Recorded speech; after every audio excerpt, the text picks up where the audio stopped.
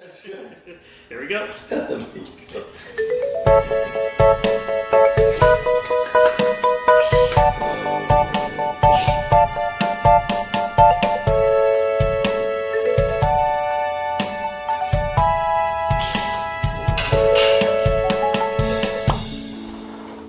Hello, everyone. Jimmy and I were just doing something weird off camera before. Off camera before? Yeah. Well, we're here with our podcast for Behind the Studs. I am Colin, joined by my good friend Jimmy Driscoll. Hey, Jimmy. Hey, Jimmy. Just so everybody knows, and I don't know, maybe Marissa will do a clip or something. Oh my God. As we were just getting ready, we were just delving into the world of rap. Yeah. Yes. We're in the wrong business. Totally in the wrong business. What's that band called? The Migos? Yeah.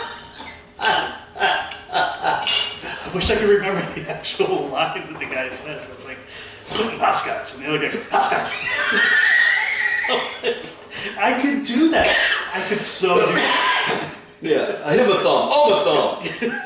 That's like that too. Or just one word. Oh, my God. My thumb. Yeah, thumb. Oh, my God. I just tied it the wrong way. I just can't imagine it. Hey, I got a great gimmick for you guys. Yeah. We're going to make millions. What do you do? Repeat the last word he says. Yeah. Stupid. Yeah, wear your pants down by your knees. Right. Yeah. Mumble. How about the other guy? He does all the work and he has to share it. The guy does the work to everything he says. Yeah, what's my rights? How much rights do I have to the song? You get a fraction. Oh my God.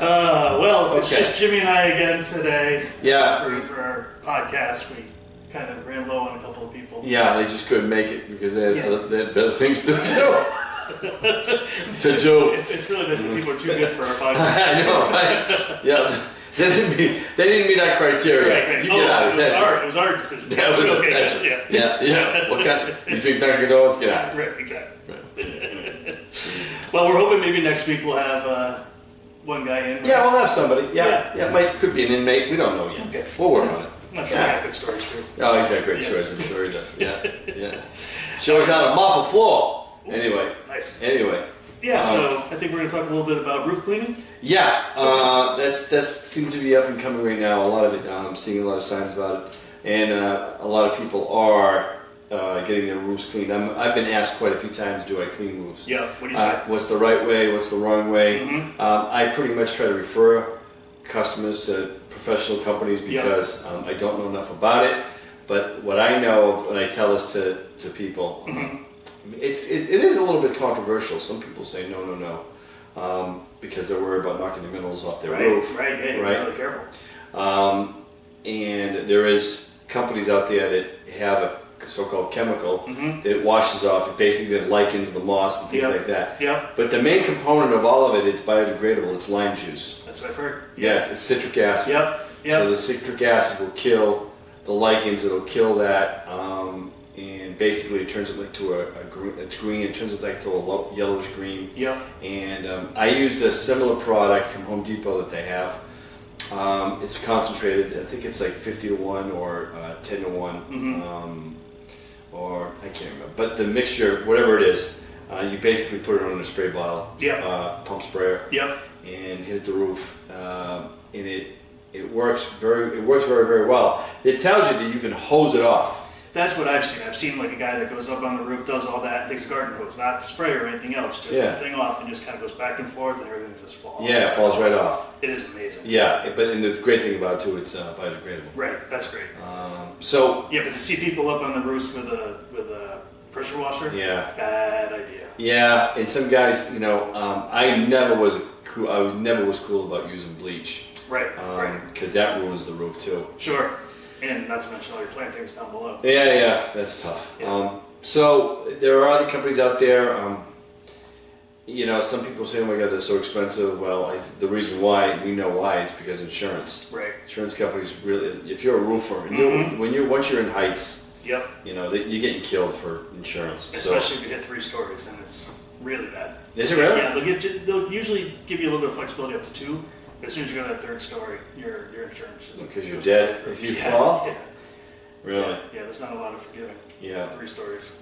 I don't think there would be a whole lot for 2 stories either. Yeah. What's your insurance company? Who do you use? I use Federated Insurance. Federated Insurance. Yeah, that's the company that I go through, and my workers' comp, workers' comp is through Travelers. Oh, is it? Yeah, one of the very few that will do workers' comp for construction. It's hard to get, isn't it? It is. It's very, very hard. It's like a catch-22. Is that what it is? Yep. Basically, you have to be in a business. You already have to be established to get compensation insurance. Yep. So what they do is in the beginning you're thrown into a pool with other people that are just starting up their company. So your rates are a little bit higher until you've been open for a little while. I think it's usually 2 years. And what's the rate for that for like? Well, it's all dependent on how much you pay in salary. So every dollar that you pay in salary, there's so many dollars towards your principal or your premium. Sorry. But, like I have 2 girls in the office, they're counted differently than the carpenters are, and then the laborers are counted differently. So it really all depends on your total labor. So you need someone to do the books all the time. Yeah, I do. Yeah. I mean, when I first got somebody to do the books, it was the happiest day of my life. I didn't have to. I don't have time for that, man. I know. Well, that's what I would say. It's like I didn't have time to do that type of work. I couldn't. Yeah. I mean, you're working all day. That's back when I was in the field. Yeah. You're going on all the estimates. You're doing the paperwork, and then to sit there and start doing all the other accounting work and stuff. It's just, it's a lot. It's a lot. So what I'm trying to do right now, basically, is because it's tough when you're working all day, and it's to the point now where I'm doing the estimates and I'm going out there and I'm doing the field work too, and then coming home it's like, wow, now I got estimates. I got to do the proposals. Yeah. So 11:30 at night, you're dragging your ass. It's tough. Yeah. Especially in the summer. So there is software out there now. I love QuickBooks. We use QuickBooks. Love it. Yeah. There's a new one now too. There's a couple that are out now, as a matter of fact, and you can just look them up online. You can see them, and they're saying basically you can just do right from your car, your truck, from your phone. Yep. I would do it from my iBook. Right. And just boom, bang it, zip it right out. Yep. Do you use a book to calculate your work, like homewise.com or stuff like that? Everything's through QuickBooks. Everything, because it's already in QuickBooks. Yeah. So like you do your estimate in QuickBooks. Yeah. And then if it goes through, then you do your invoice from that estimate. And then it keeps track of everything. So you can run reports yearly, quarterly to see where you are in comparison to last year and what your, hopefully your profit is so far. So then when you do taxes, it's all right there. It's all right there. Oh, what the hell am I doing? I can still remember sitting in my living room on the floor with piles of receipts all around me. Yeah. Just trying to categorize them. What I'm doing right now. Adding them all up. I hate this. Horrible. But the thing with QuickBooks is you still have to do the legwork. I mean, every receipt you have has to go into QuickBooks. It has to be coded to whatever customer you're working on. So that way you can get accurate reports based on your job, because you can get a profitability report and see if you actually made money on that job, and then you know better next time. Either you have to charge more or whatever that tells you at the end of the job. I'd still hire somebody to do that. I would, yeah. That's only a bookkeeper. Somebody who can come in for a few hours a week. You just give them all that stuff. Make sure you just write on it. This is for gas, or this is a tool rental for this person. Yeah. And then they'll just put it onto QuickBooks and file it for you. I gotta go there. Yeah. I have to do that. Yeah. This is crazy. It's getting to a point now where it's just like the phone's ringing and I can't keep up. Yeah. I'm doing some back taxes now and I'm like, wow, I got it, and I'm pretty well organized, but I'm like. Yeah, I remember, man. It was horrible. Oh, I can't. It's so nice to be able to print a report at the end of the year and just hand it to the accountant, and it's all right there. Yeah, and I think sometimes customers don't understand that. Right. They don't. Right. They don't get it. Nope. And it's just they don't understand. Now, just a case in point, I have to say. Yeah. People were trying to sell a house. Basement. There was a basement issue. They called me in to give it a second opinion, and I was just a second opinion. I missed a couple of things that were already on the report from the home inspection. So I fell on my sword and I told the homeowner, I said, hey, listen, I missed a couple of things because I didn't have the report in my hand when I went down the basement, blah, blah, blah, blah. And they were really cool about that. They just wanted a second opinion. So they were having the buyer was having a basement official, a professional basement company to come in to check it out, to do all the refab work that they had to do. It's a crawl space. It's not a full basement. Okay. It's not one of those companies, but they're educated enough to deal with fungi and mold and wet basements if they want to put a floated floor in or cement floor in the pylons and stuff like that. So I was telling them, and they got a price from them. They came down, they checked, and they gave them a price, and it was like 25 grand. That's a big basement. But I said, but here we go. And this is what I said to them. I said, listen, this is the reason why. First of all, if you saw the ad on TV, they're paying for their advertisement. They got to pay for their advertisement for one.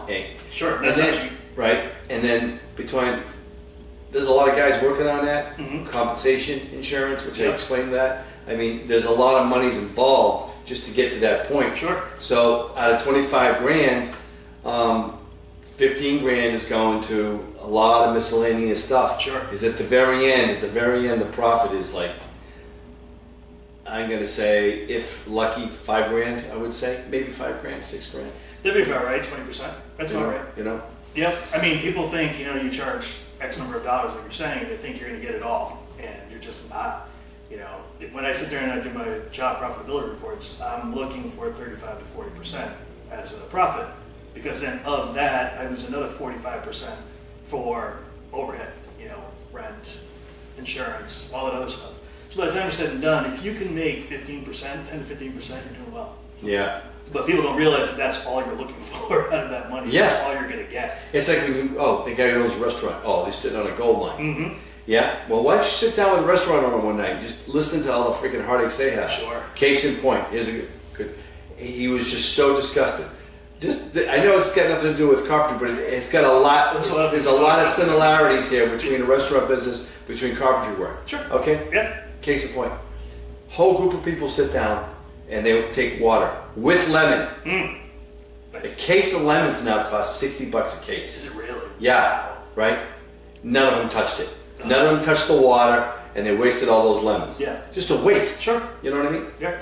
And people don't understand when you put down materials. Like I just had this customer, she wrote to me, I want everything itemized on the bill.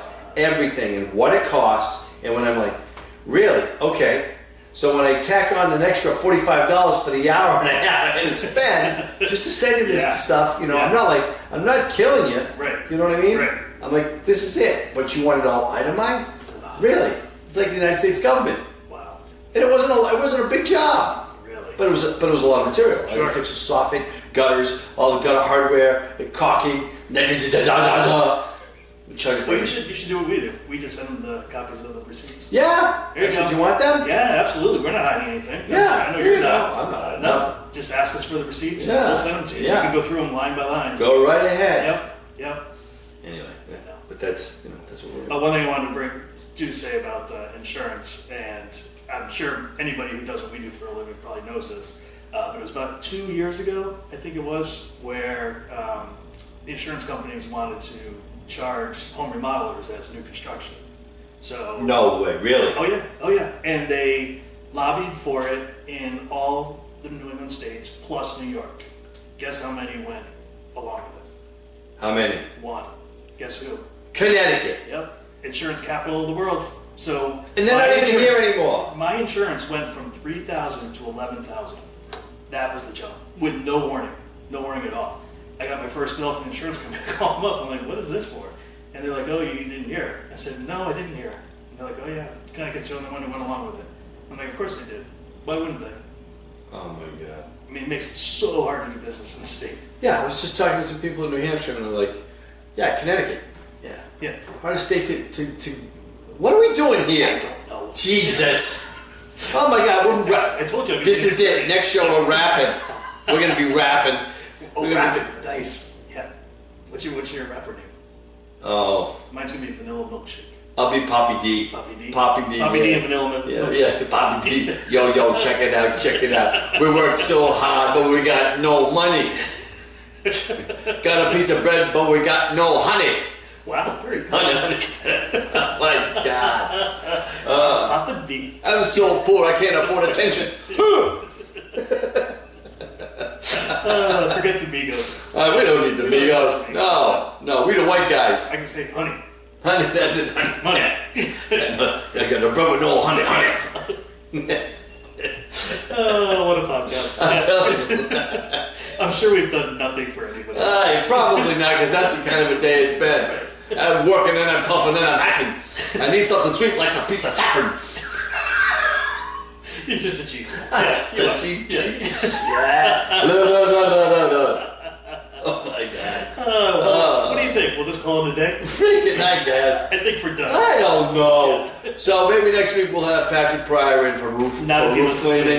Yeah. Oh, he thinks he's so funny. Oh, really? I gotta be on the show because I'm so funny. Oh, I'm like, yeah, you really need to be on the show. Yeah. The funniest thing he's ever said in the past 20 years that I've known him was he goes, my ear hairs are so long I could tie them together and I could have an eared.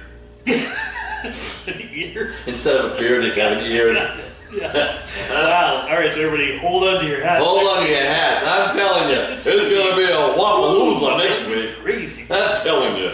Oh boy, let me tell you. Hey, this guy's going straight to Vegas.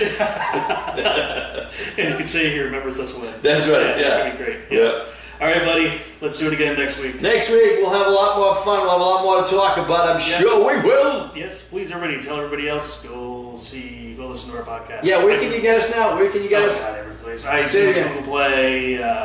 We have a YouTube channel. We have a website. We have Facebook. Yeah. And so on and so on. There we are. Yeah. So, All right. All right, Jimmy. See you next week. Good to see you, bro. See ya. Bye.